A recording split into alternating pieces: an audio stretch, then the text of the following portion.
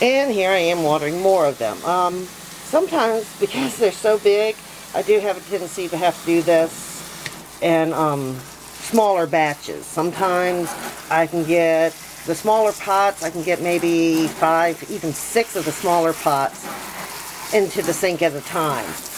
But the bigger ones, sometimes I can only get 4, sometimes 3, sometimes only have the 2 bigger ones. But then again, do the exact same thing. I am drenching them. I drench the leaves, everything. Make sure that you get the outside of the pots to get off all that, those deposits, the mineral deposits. Get that out of the way. And I mean, when I say soak, I mean soak. Whoop, I'm getting my lens all foggy. Sorry, people. And like I said, the sphagnum moss works the best. But you can use, as far as what they call deer moss. I don't really like it as much, but that does work. But the real trick, and I cannot stress this enough, is the terracotta pots themselves. When you buy an orchid and it comes in that wonderful container, it looks so pretty, it does not let the water evaporate from the plant well enough. So you wind up killing the plant. And those ice cube plants, I have never heard of anybody, any of my friends, any of my acquaintances ever having any luck with that whatsoever. Because usually they're still in that beautiful little container. And that's what leads to them having too much water. It's the evaporation that really seems to help. And I mean, so far, some of these plants I've had are 20 years old, and I've kept them. There's my baby.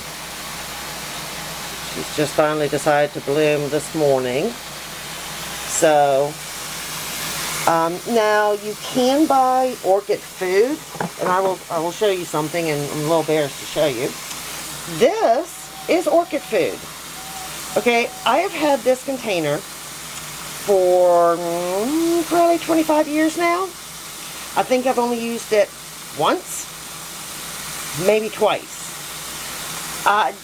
Usually by the time I think about doing it, I've already finished with taking care of my orchids. So I don't normally use the plant food for them.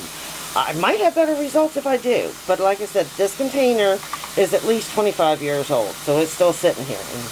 I'm sorry, yeah, my bad.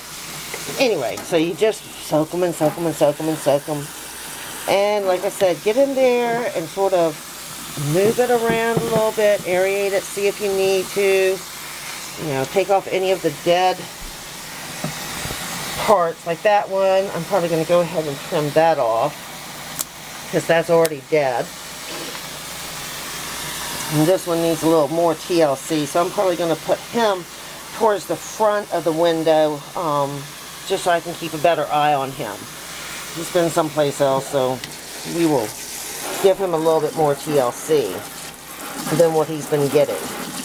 And as you see with this leaf, I'm probably going to take that one off soon, simply because it is, sorry, as I said, I do use hot water. That one's showing a little bit of yellow, so it probably will die shortly. And I trim off all the dead leaves, all the dead stalks. And that is about it. And I hope y'all enjoyed this tutorial. Not that it really was. It's just some of the tricks that I've learned over the years that might encourage people to start using, taking some time, buy an orchid. They're not hard. I promise you. If I can do it, anyone can do it. Take care. Bye.